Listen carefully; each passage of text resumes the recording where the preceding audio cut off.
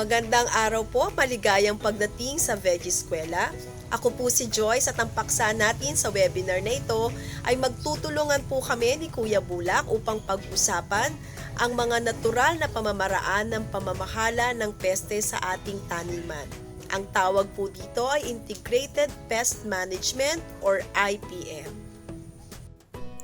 Ang Integrated Pest Management or IPM ay isang pamamaraan ng pag-aalaga sa taniman upang lumaki sila ng malusog at mabawasan ang paggamit ng pestisidyo. Ang pagkontrol sa peste at sakit ay dinadaan sa natural na pamamaraan. Ang IPM ay mahalaga upang pangalagaan ang kapaligiran at pabawasan ng peste at sakit sa ating halamanan. Ang dulot nito ay ligtas at kalidad na ani at binibigyan tayo ng dagdag na kita dahil hindi na natin kailangang gumastos pa para mabawasan ang peste. Ang mga bahagi ng IPM ay pag-iwas na dumami ang peste, pagsubaybay sa ating taniman, pagkilos pag nangangailangan. Upang mapigilan ang paninira ng peste, may 4 na paraan. Ito ay ang pisikal at may kagamitan, mga pagsasagawa na nakakatulong, mga biolohiko na pamamaraan, at kemikal na pamamaraan. Ang karaniwang pagsasagawa ay may kinalaman sa paraan ng pagtatanim, at ang layunin nito ay para mabawasan o maiwasan ang problema sa peste. Pinapaganda ang kalusugan ng ating tanim. Tingnan natin ang mga ehemplo ng karaniwang pagsasagawa. May mga iba't ibang uri ng buto na lumalaban sa sakit at pagkasira ng insekto. Ehemplo ay ang Diamante Max F1 kamatis na lumalaban sa bacterial wilt at tomato leaf curl virus. Ang Pia F1 kalabasa naman ay lumalaban sa squash leaf curl virus. Ang pagpapaikot ng tinatanim sa isang lugar o lalagyan ay nakatutulong sa kalusugan ng ating halaman. Nababawasan ang pagkuha ng iisang uri ng sustansya sa lupa at pagtawag sa iisang klasing peste o sakit.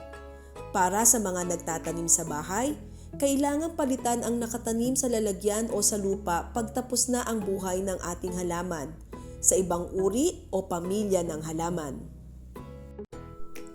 Sa ating ehemplo, ang unang nakatanim ay dahong gulay o pechay. Pag-ani nito, ang susunod na itatanim ay kamatis o talong. Kapag papalitan na ang kamatis o talong, pwedeng magtanim ng legumes o ampalaya. At pag natapos muli ito sa pagbunga, pwedeng bumalik muli sa dahong gulay.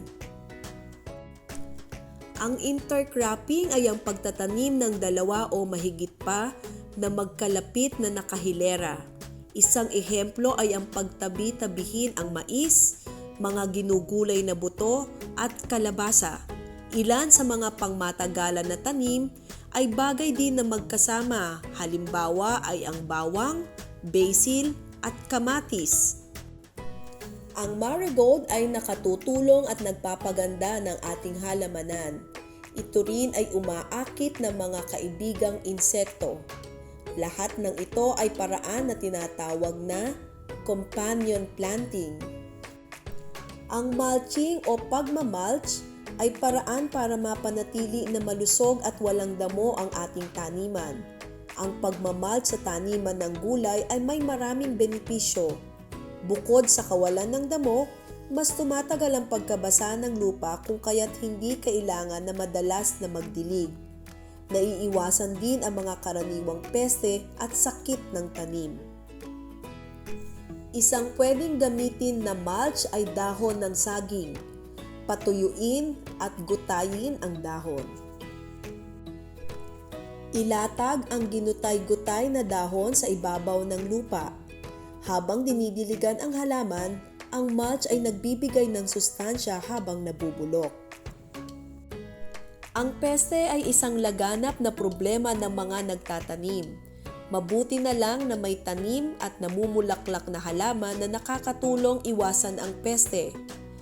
Basil, tanglad, at marigold ay ang mga ehemplo ng tanim na nagpapaalis ng peste sa inyong halamanan. Kaya maganda itong gamitin sa pagitan o paligid ng mga tanim na gulay.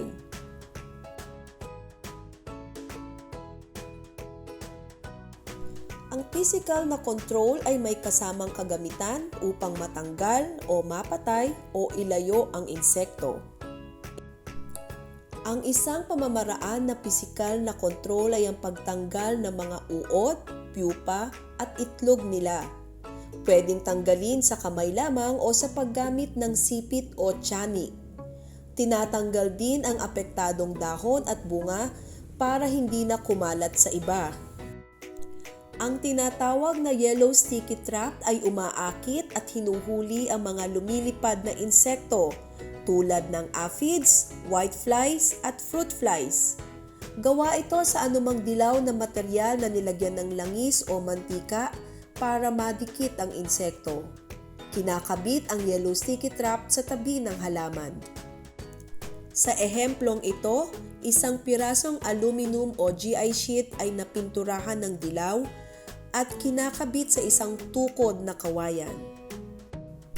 Pahiran ng langis ang yellow sticky trap at ipatayo sa tabi ng halamanan. Kailangang punasan ang yellow sticky trap paminsan-minsan para matanggal ang nahuling insekto at lagyan muli ng langis. Ang light trap ay ginagamit para mabawasan ang mga lumilipad na insekto, lalo na ang mga aktibo sa gabi. Ang insekto ay lumalapit sa ilaw at sa aninag sa tubig. Gayunpaman, ang light trap ay hindi namimili ng insekto at maaaring makakuha din ng kaibigang insekto. Ang pagbabalot ng bunga ay isang paraan para maiwasan ang paninira galing sa insekto. Ang pinakamagandang pambalot ay ang mesh net dahil nakahihinga ang bunga at hindi naiipon ang tubig. Ang mesh net ay pwedeng gamitin muli. Ang pagpapaaraw ng lupa ay isang magandang paraan para masiguro na ang tanim ay walang peste at sakit. Iniinit ang lupa para mawala ang mga ito. Takpan ang lupa ng naaaninag na polyethylene plastic ng 2 linggo bago magtanim muli sa lugar. Mga istruktura na nagbibigay ng proteksyon tulad ng net tunnels or greenhouse ay pwedeng gamitin para mabawasan ang init ng araw at hindi malapitan ng insekto. Ang biolohiko na pamamaraan ay gamit ang mga natural na kalaban ng pesteng insekto at mga natimplang panlaban sa insekto na gawa din sa mga tanim. Hindi lahat ng insekto ay nakasisira ng halaman, mayroon ding nakatutulong.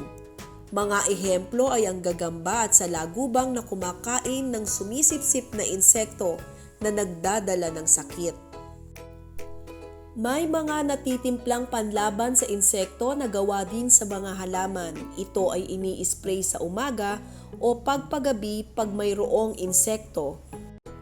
Isang simpleng tinitimplang panlaban sa insekto ay gawa sa isang ulo ng bawang, isang katamtaman na sibuyas, konting siling maanghang, at isang kutsarang dishwashing liquid. Pampaalis ito ng uod at ibang sumisipsip na insekto. Tadtarin ang bawang, sibuyas at sili at ilagay sa 1 litrong tubig. Takpan at itabi ng 1 oras. Pagkalipas ng 1 oras, dagdagan ng 1 kutsarang dishwashing liquid. Kalugin at pwede na itong gamitin. Isa pang panlaban sa insekto na nasusugpo ang maraming peste ng halaman ay gawa sa tanglad. Hiwain ang tanglad ng mas maiksing haba. Durugin ang tanglad at ibabad sa katumbas niyang dami ng tubig ng 12 oras. Pagkalipas ng 12 oras, salain ang likido. Ihalo ang 1 parte ng likido sa 10 parte ng tubig. Halimbawa, kung mayroon tayong 1 tasang likido, ihahalo sa 10 tasang tubig. Ilagay sa 1 litrong lalagyan at dagdagan ng 1 kutsarang dishwashing liquid. Kalugin at gamitin.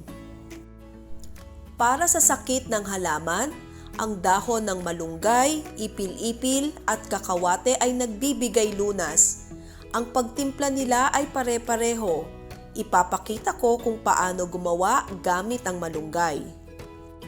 Hugasan at himayin ang dahon ng malunggay at durugin sa pamamagitan ng almirez o blender. Ibabad sa katumbas na dami ng tubig ng 12 oras. Halimbawa, ang 1 tasang durog na dahon sa 1 tasang tubig.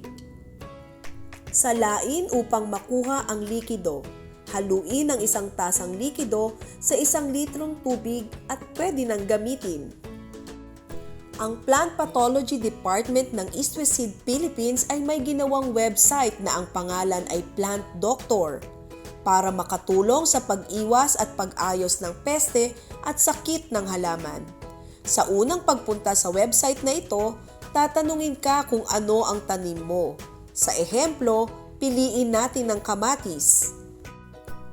Pagpili ng kamatis, may makikita tayong nagtatanong kung anong bahagi ng tanim ang apektado, kung dahon, tangkay, ugat, o buong halaman. Bilang ehemplo, piliin natin ang dahon. Sa pagpili ng dahon, may makikita tayong larawan ng mga dahon na may sakit o peste.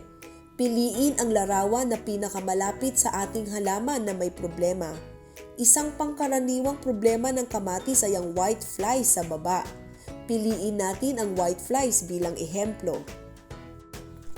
Pagkapili ng white flies, makikita natin ang detalye ng sakit o peste, ang pinsala na dulot nito at anong pwedeng gawin para umayos ang ating tanim.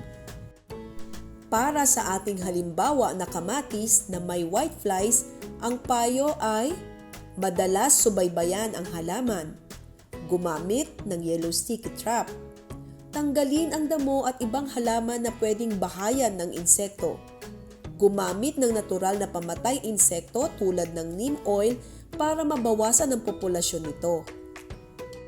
Laging tandaan, pag nakararanas ng peste o sakit sa mga pananim na ito, magkonsulta sa plantdoctor.eastwestseed.com. Ang manggagamot ng tanim ay palaging malalapitan.